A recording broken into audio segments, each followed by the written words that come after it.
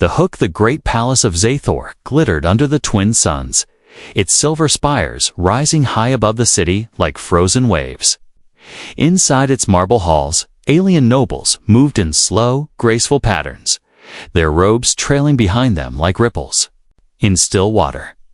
Music played from crystal instruments, and the air was heavy with the scent of rare flowers. At the far end of the grand hall, a throne stood on a raised platform. Beside it, in a carved chair of her own, sat Princess Lirona, the youngest daughter of the Zathor royal family.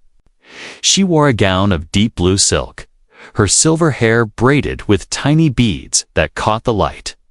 Her eyes, pale and unfocused, did not follow the movement in the room. She had been blind since birth.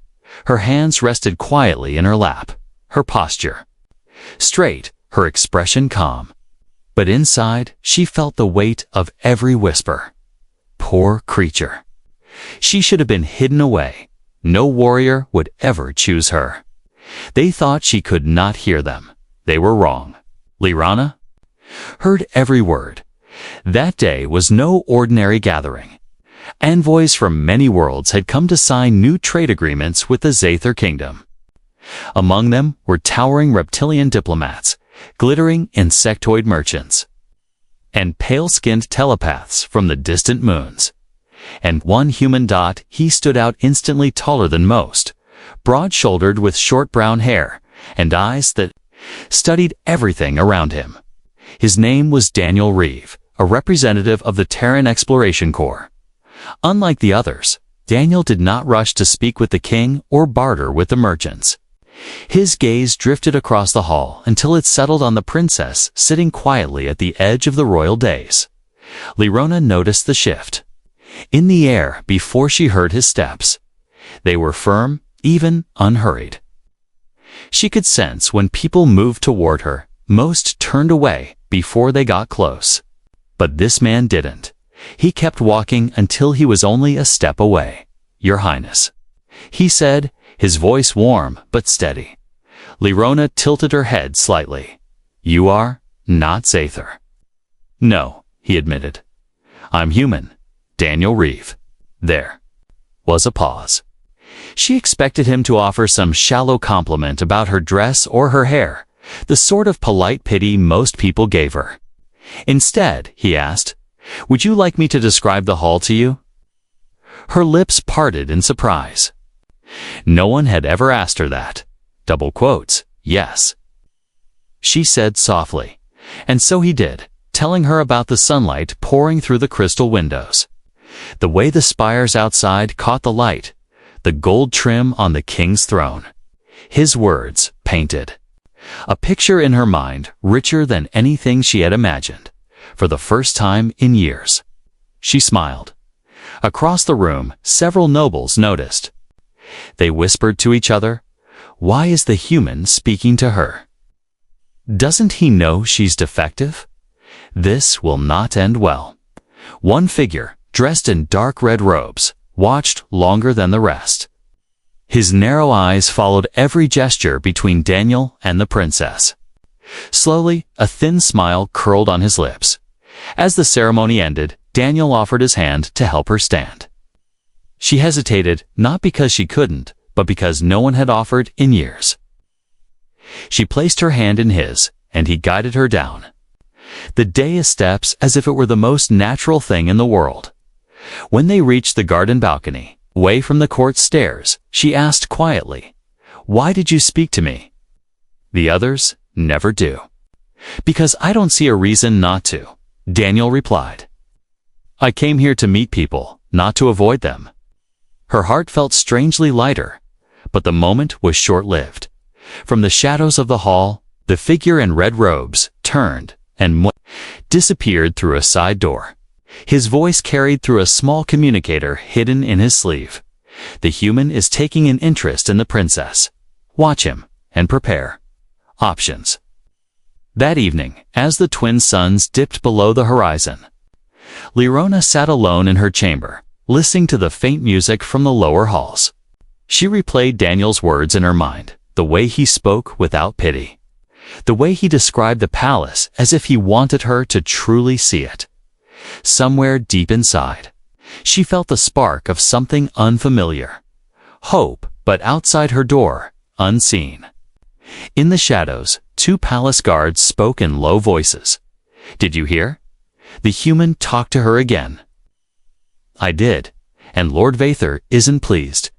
Do you think he'll—" "Don't ask questions you don't want answered." The palace was calm, but tension had already begun to weave itself between the pillars and gardens. The human's simple act of kindness had not gone unnoticed, and in the royal court, nothing that challenged tradition stayed harmless for long. Daniel, for now, had no idea. He simply looked forward to speaking with her again, and in a place where everyone else had turned away. That alone made him dangerous.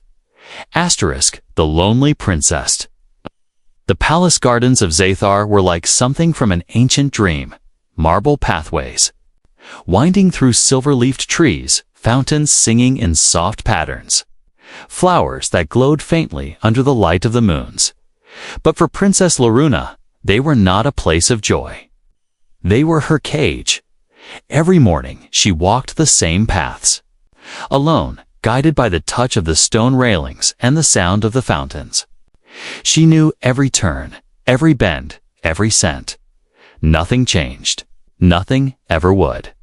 Her days were filled with polite visits from attendants who came only out of duty, not friendship. They bowed, spoke a few practiced lines, and left quickly. The nobles barely acknowledged her existence. In their eyes, she was a political embarrassment, a princess who could not fight, could not dance in the great ceremonies, and could not produce heirs without risking the bloodline. She was a title without value. That morning, as she stood by the fountain, she heard footsteps approaching.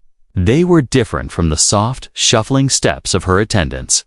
These were firm, steady, unhurried. "Your Highness," the voice said. She recognized it instantly. "Daniel, you remember my name?" he said, sounding almost surprised. "It is rare for me to meet someone who speaks to me twice." She replied softly. Daniel came to stand beside her. "You weren't at the throne room today." "King is meeting with merchants," she said. "My presence is necessary." Daniel looked at her for a moment, then asked, "Do you like it here?" She tilted her head. "This is my home. I have never known another place. Liking it is not the same as living in it." He thought about that. "You sound lonely." Her lips curved in the faintest smile. "That is because I am." They walked together slowly along the garden path. Daniel began describing the colors of the flowers, the way the moons cast silver shadows on the leaves, the glow of the water as it caught the light. Loruna listened closely, storing the images in her mind. "You see much?" She said after a while. "I was trained to notice details," he replied. "On human ships, small things can mean the difference between life and death. On Zathar," she said, "small things are only noticed when they break tradition." Back inside the palace, whispers had already started. Why is the human walking with her? He does not know her place. He is making a mistake that will cost him.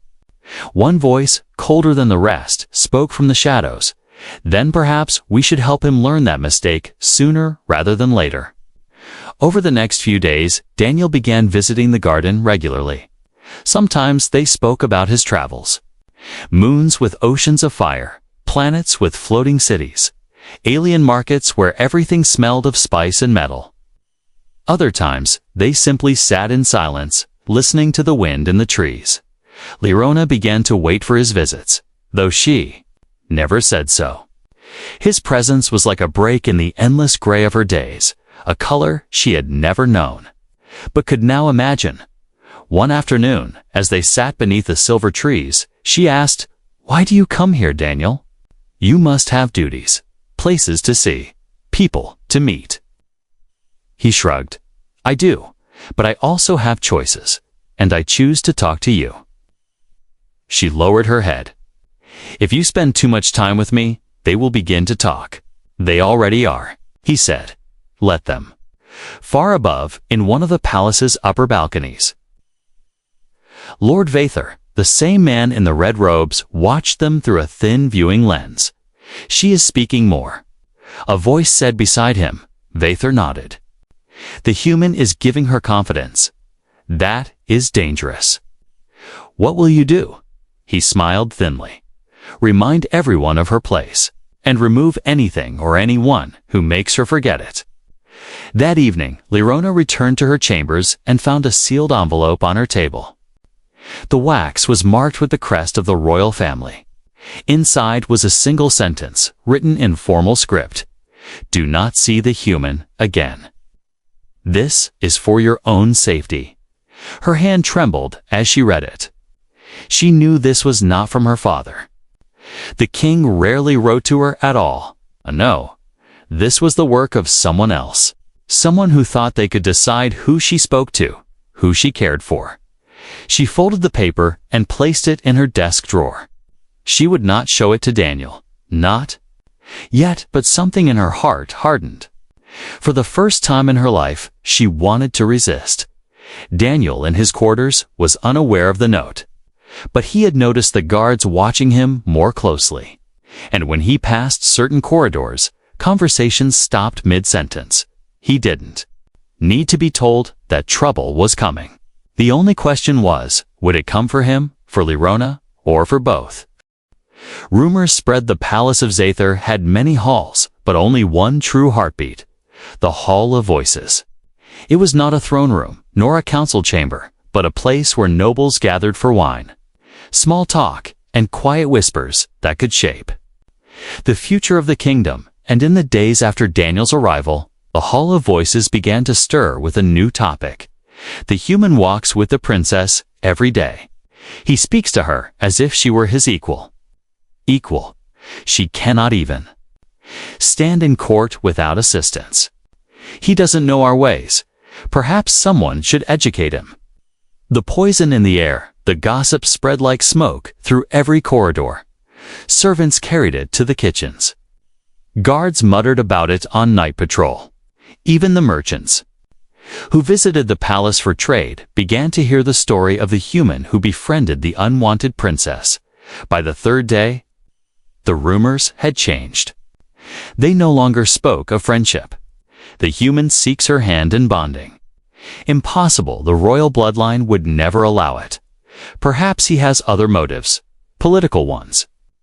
Daniel hears the first rumor. Daniel was in the training hall, running diagnostic checks on his portable scanner, when two alien guards walked past the open door. If the king hears that the human is trying to claim the princess, Daniel stepped into the doorway. Care to finish that sentence? The guards froze, their tall, narrow frames stiffening. One cleared his throat. "It is not our place to discuss royal matters with outsiders." "Then maybe don't start," Daniel said evenly. His voice was calm, but his eyes carried a warning. The guards moved on quickly. A warning from the captain of the guard later that evening. Captain Renner, a tall Zathor warrior with silver markings across his face, approached Daniel in the courtyard. "I've heard you've been spending a great deal of time with the princess," Renner said. Daniel met his gaze without flinching. "Is that a problem?" "It will be," Renner replied. "This court values order. Princess Lirona, she is not part of that order. Your attention to her is making people uneasy." Daniel's voice sharpened. "Uneasy. Because I speak to her like a person." Renner's jaw tightened. "Because people are asking questions they should not be asking. For her sake and yours, keep your distance." Daniel's answer was simple. No. In Lirona's chambers that night, Lirona sat by her window, listening to the faint hum of the city below. The same note she had received 2 days earlier. "Do not see the human again," lay folded on her desk. She ran her fingers over it. Her attendant, a quiet young woman named Celery, entered with tea. "They're talking about you," Celery said softly. "They always do," Lirona replied. "This time It is different. They say the human wishes to bond with you. Lorena's hands tightened on the armrest of her chair. And if he did, would it be so terrible? Celery hesitated. For you, it would be dangerous. The king summons the... Next morning, Daniel was summoned to the king's private audience chamber. King Athalion sat on a high seat carved from obsidian, his long ceremonial cloak pooling around his feet. His eyes were sharp, his tone measured. I hear you have taken an interest in my youngest daughter. The king said. Daniel stood tall. I have spoken with her? Yes. The king's gaze did not soften. She is not suited to court life. She has enough burdens without being the subject of alien curiosity. With respect, Your Majesty, Daniel said, she is a person, not a burden. And I think she deserves someone to actually talk to her.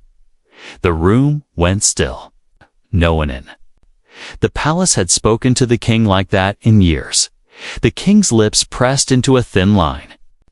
You are bold, human. Boldness is a dangerous trait in my court. See that it does not become recklessness. The enemy moves far from the throne room in a dim council chamber. Lord Vather listened to reports from his informants. The human did not back down, one said. The king warned him, but he refuses to leave the princess's side. Another added. Vather's eyes gleamed. Then it is time we remind the princess of her place. And show the human the cost of defiance. He leaned back in his chair, fingers tapping a slow rhythm. Start the preparations. Make it appear like an accident. Daniel's realization that evening. Daniel returned to the gardens and found Lerona waiting for him. She smiled, but there was a tension in her voice. They told you to stay away, didn't they? She asked. Yes, he admitted. And I told them no. She turned her face toward the sound of his voice. Then you should know. They will not forgive you. For that, Daniel's answer was steady. Let them try. He didn't see the shadow moving among the silver trees, watching them both. Asterisk the threat emerges the sun. Merges the sum, only ruby kiss. Only ruby kiss has the luxurious texture that glides on. We are lie out, my lassage, my lasting siller. He didn't see the lover of Silo long-lasting color. He didn't see the Silo Selef. We see. We are Seely Selesic, we see plays. We see my Sility. We see my Enmale bowed. Success, Pabad like Pisawa we acglide, holy Sawizakad, Ikikai men, they sucked to go sipikes it, get into Siku to me I select stick it used to the Gakabuzit and Sabited sits to pit piece it. This is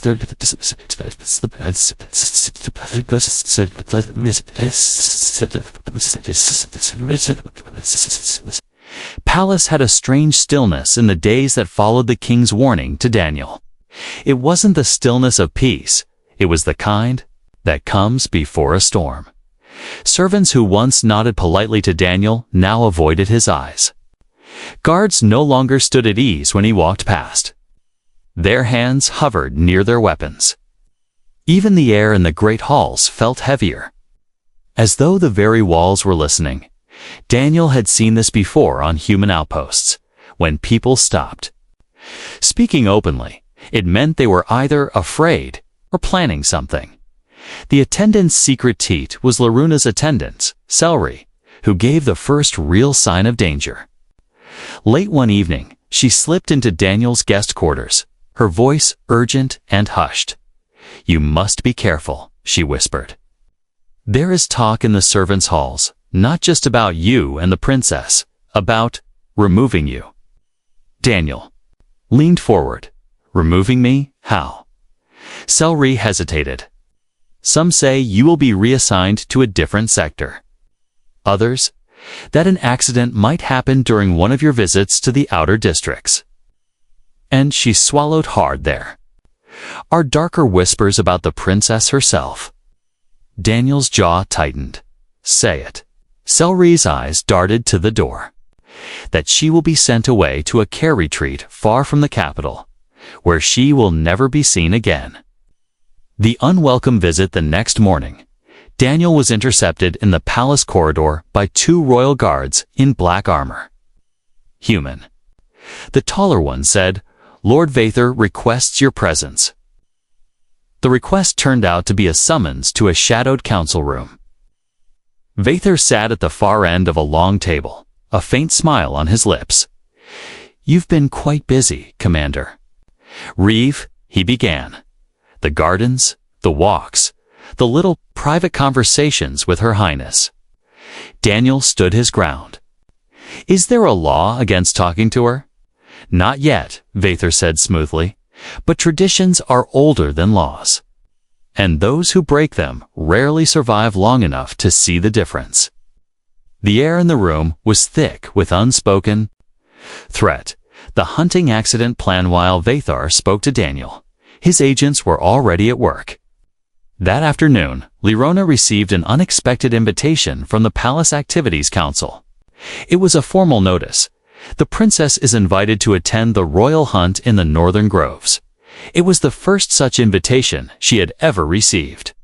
The northern groves were far from the city, filled with towering crystal leaf trees and roaming wildlife. In Zathor culture, the royal hunt was as much about politics as sport and accidents. They were easy to arrange. Lirona suspected nothing at first. She almost felt honored. But when she mentioned it to Daniel later, his eyes narrowed. "They've never invited you before?" he asked. "Never," she admitted. "Why?" "Because it's not an invitation," Daniel said grimly. "It's bait." Preparing for the trap, Daniel knew he couldn't forbid her to go. It would draw more suspicion. Instead, he began quietly. Preparing, he inspected the hunting route, memorizing the layout of the grove and noting choke points where an accident could be staged. He modified his personal wrist scanner to detect cloaked weapon signatures and movement beyond normal vision. And he spoke to Lirona in private. "If anything feels wrong, if you hear me say the word eclipse, you move behind me and you do not argue." She tried to hide her unease. "You believe someone will harm me?" "I believe someone will try," he said, "and they'll have to get through me first." The hunt begins. The day of the hunt dawned cold and clear. The northern groves shimmered in pale morning light, the crystal leaves chiming softly in the wind. Dozens of nobles gathered with elegant spears and hunting drones, their laughter masking the tension beneath. Daniel stayed close to Lirona, scanning the tree line as they moved deeper into the forest. At first, it was quiet, too quiet. The sound of the nobles faded, replaced by the rustle of unseen movement. Lirona's hand brushed his arm. "Something is here," she whispered. "I know," he replied. The first move happened fast. A distant crack, not from an animal, but from a rifle. A bolt of energy hissed past Lirona's shoulder, scorching the tree trunk beside her. Daniel shoved her down behind a root cluster. Eclipse. 3 cloaked figures emerged from the shadows, their weapons raised. Daniel fired his wrist blaster, forcing them to scatter. He positioned himself between Lirona and the attackers, moving with quick precision. Each time one of them tried to flank, he drove them back with short, sharp bursts of fire. The message by the time palace guards arrived. The attackers had vanished, leaving only the burnt marks of their weapons in the grass. Daniel helped Lirona to her feet. She was shaken but unharmed. One of the guards handed him a small metallic token found near the scene. It bore the crest of Lord Vathor. Daniel's eyes went cold. "They didn't just try to scare her," he said quietly. "They wanted her gone, and next time, they won't miss." The bond grows. The attempted attack in the northern groves changed everything. For most in the palace, it was spoken of only in whispers, and always in the form of excuses. It was just a stray shot. A hunting drone malfunctioned. The princess must have wandered into the wrong area. But Daniel and Lerona knew better. It wasn't an accident. It was a warning. The unspoken agreement tinned the days after the hunt. Daniel and Lerona didn't speak much about what had happened, not because they wanted to forget, but because they both understood that the truth was dangerous when they met. In the gardens, their conversations felt sharper. Not rushed, but full of unspoken meaning. Daniel noticed how Lerona's head tilted slightly, listening for footsteps before she relaxed. She noticed how Daniel's eyes constantly swept the edges of the garden, checking shadows and corners. It wasn't just friendship now. It was a quiet partnership, bound by shared danger. Daniel's decision one evening. Daniel approached her chambers with something wrapped in dark cloth. "I've been thinking," he began. "You can't depend on guards who won't protect you. You need to be able to defend yourself." Lerona's expression was calm, but her voice held a trace of disbelief. "You want to teach me to fight?" "Not fight," Daniel said. "Survive." The first lesson they began in a small, unused courtyard, shielded from view by high garden walls. Daniel had brought to practice staffs, light enough for her to hold, but strong enough to block a strike. At first, she moved cautiously, uncertain of her footing. Daniel guided her hands, adjusted her stance, and taught her how to feel the movement of the staff through her arms, rather than relying on sight. "Your ears are your eyes now," he said. "Listen for where I am." He tapped the ground lightly in different spots. She followed the sound, adjusting her staff to defend the position. By the end of the hour, she was breathing hard, sweat dampening her silver hair, but there was a spark in her smile. Beyond weapons, the lessons grew each day. Daniel showed her how to sense changes in the air when someone moved close, how to step to the side to avoid a strike, and even how to use her cane as a weapon if she had to. He also began telling her about human history, stories of leaders, explorers, and warriors who had been underestimated but proved themselves when it mattered most. "You don't need their approval," he told her one afternoon. "You need to decide who you are and make them see it." The shift in the courtyard didn't take long for the court to notice the change. The princess, who once moved through the palace quietly and without confidence, now walked with her head held higher. Her steps were surer. When nobles whispered, she no longer lowered her head. She listened without flinching. And Daniel, he was always nearby, a quiet shadow at her side. To some, this was alarming. To others, it was threatening, too. And to Lord Vather, it was unacceptable. The warning from a friend Selry, her attendant, came to Lerona one evening with fear in her voice. "They are saying you are not behaving like a princess," she warned. "That you are being influenced by the human." Lerona's fingers tightened on the arm of her chair. "They think I am stronger now, and that frightens them." "Yes," Selry said softly. "And frightened nobles are dangerous nobles." Moments. In the garden that night, Lerona and Daniel met in the garden under the glow of the twin moons. The silver leaves whispered in the wind. "They're angry," she said quietly. "I know," Daniel replied. "It means we're doing something right." She smiled faintly. "When I was younger, I dreamed of leaving this place, of seeing worlds I couldn't imagine. I thought it was impossible. And now?" "Now," she said, "I think maybe it isn't." For a long moment, neither spoke. The air between them was warm, heavy with something unspoken, something that felt both like hope and like danger. The enemy prepares again far away. In his private council room, Lord Vather poured a glass of dark wine. "They grow bolder," he told his advisors. "The human is changing her, and a changed princess cannot be controlled." One of the advisors asked quietly, "Do you want them separated?" Vather's smile was cold. "No. This time, I want the human removed, permanently." The attack.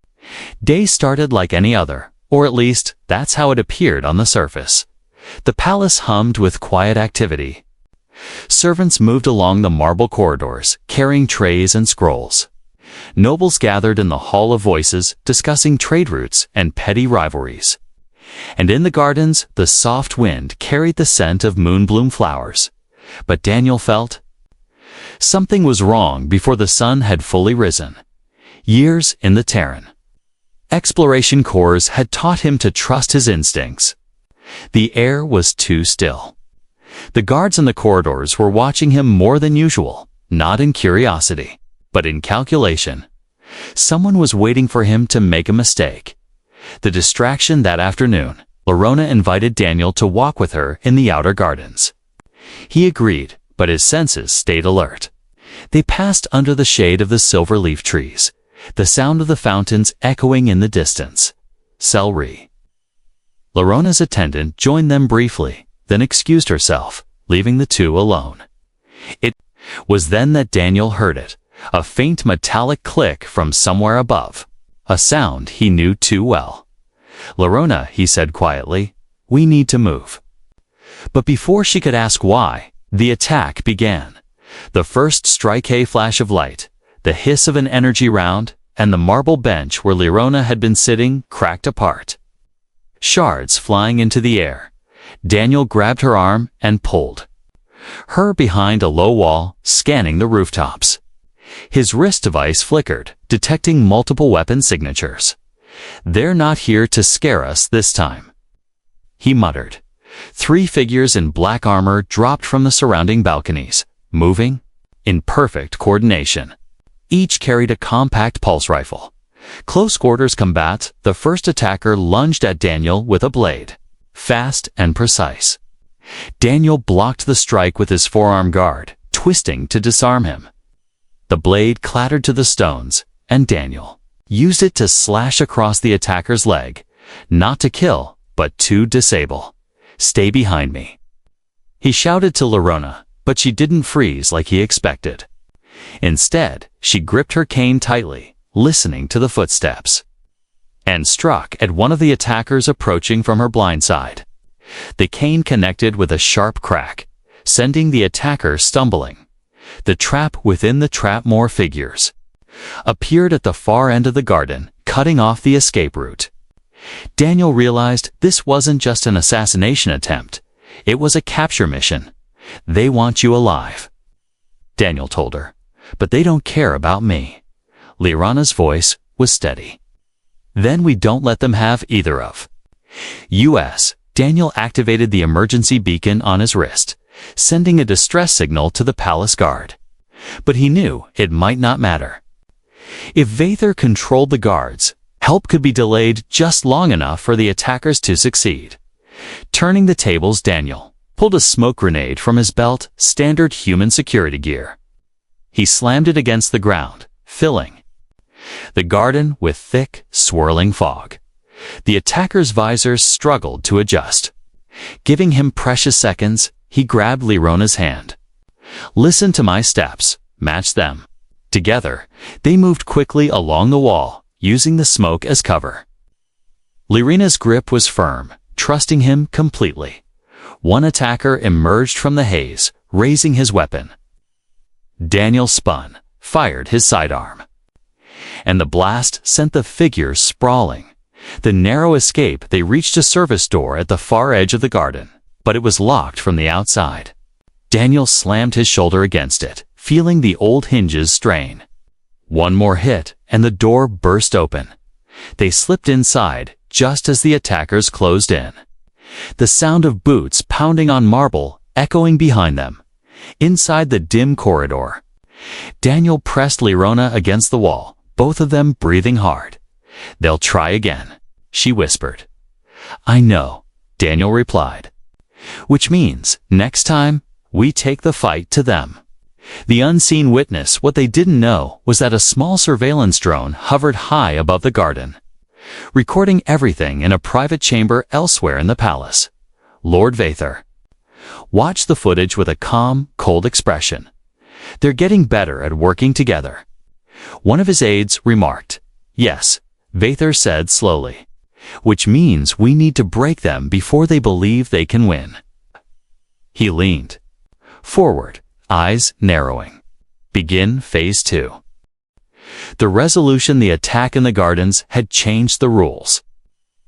Daniel knew it. Lyrona knew it. And somewhere in the shadows of the palace, Lord Vathor knew it too. For days. The atmosphere inside the royal halls felt like a coiled spring, ready to snap. Guards shifted their posts without explanation. Nobles avoided speaking to Daniel in public, though he caught them staring when they thought he wasn't looking. Lyrona sensed the change as well. Even without sight, she could feel the way the corridors grew colder when she passed, the way footsteps slowed when she and Daniel walked together. Daniel's plan one evening. Daniel entered Lyrona's chambers with something new in his eyes. Determination mixed with a dangerous kind of calm. "They're not going to stop," he said quietly. "If we keep waiting for the next attack, we lose. It's time we turn this around." "What do you mean?" Lyrona asked. "We find proof. We show the king what's been happening, and we make it impossible for Vathor to hide." Setting the trap, Daniel used the palace's own routines against it. He told the attendants loudly enough for ears to overhear that he and Lyrona would be walking the moonlit balcony. The next night, in reality, the balcony had been rigged with small, hidden recording devices, human tech, undetectable by standard palace scanners. He was counting on Vathor's spies to hear the rumor and make a move. The confrontation the next evening. The balcony was quiet except for the faint hum of the city below. Lyrona leaned against the railing, her hand resting lightly on Daniel's arm. She whispered, "They're here, aren't they?" "Yes," Daniel murmured. "Three of them, moving in from the shadows." A low voice from the darkness cut through the night. "Step away from the princess. Human. Now." Daniel turned toward the sound. "You want her, you'll have to take her from me." The attackers emerged, weapons drawn, but this time Daniel didn't retreat.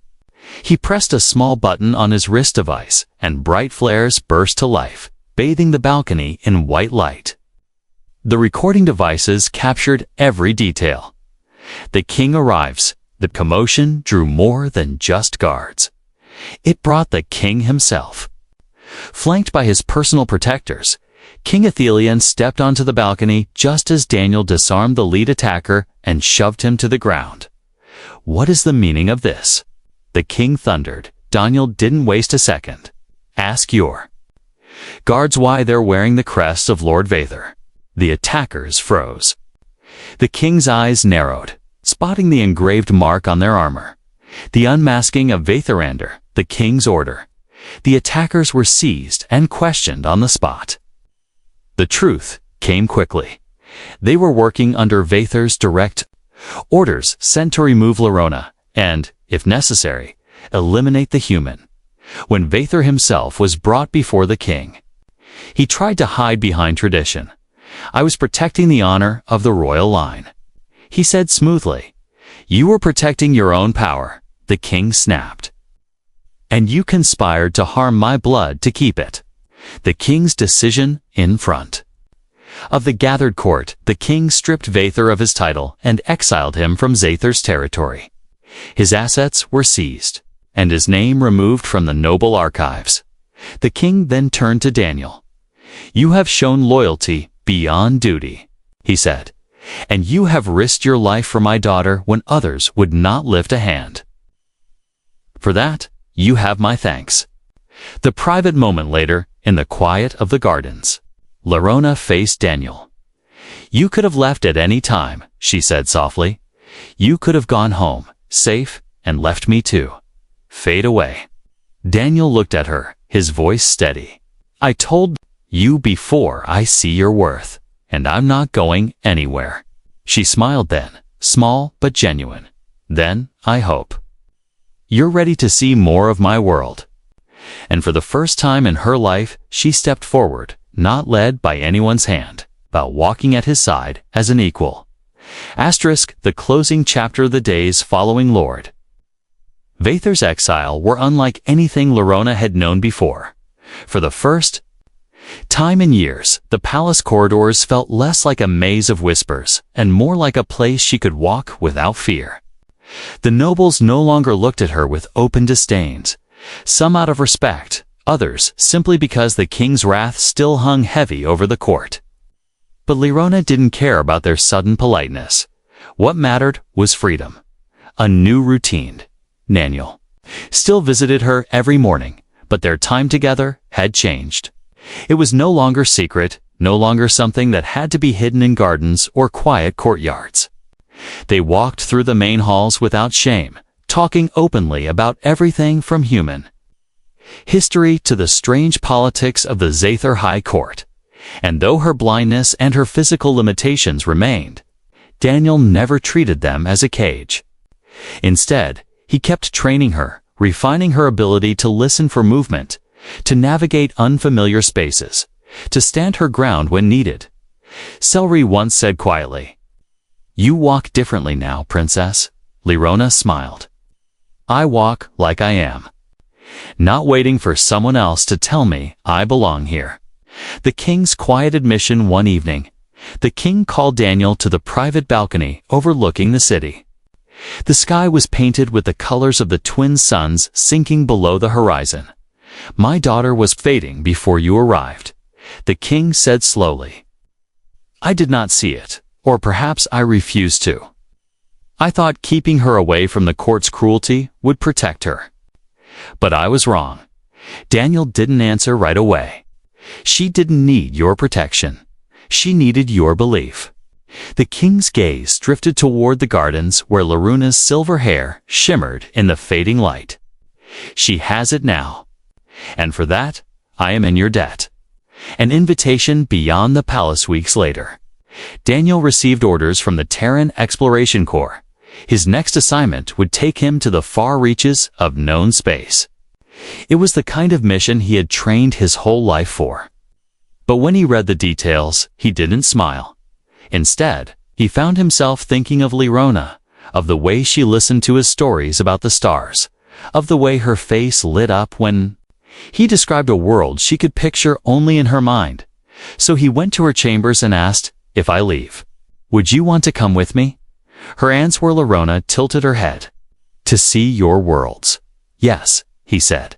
"To leave behind the palace, the whispers, all of it. It won't be easy, but it will be yours. Your life, your choice." For a long moment, she was silent. Then she smiled. "I have been told my whole life what I cannot do. I think it is time to prove them wrong." Departure the day they left, the palace gates opened wide, not for a queen's coronation or a royal wedding, but for a blind princess and a human who had changed her fate. Celery stood at the gates, fighting back tears. "Come back one day," she said. "We will," Lorona promised. Daniel guided her up the ramp of the Terran shuttle. But once inside, she didn't take his arm. She found her own seat, her own place, steady, sure, unafraid. Final words, as the engines roared and the city shrank beneath them. Lorona turned toward Daniel. "You once told me you saw my worth," she said softly. "And I still do," he replied. "Then I will see yours," she said, "out there among the stars." The ship broke through the atmosphere, carrying them toward a horizon neither of them had to face alone again. And somewhere in the vastness of space, a new story was already waiting to begin.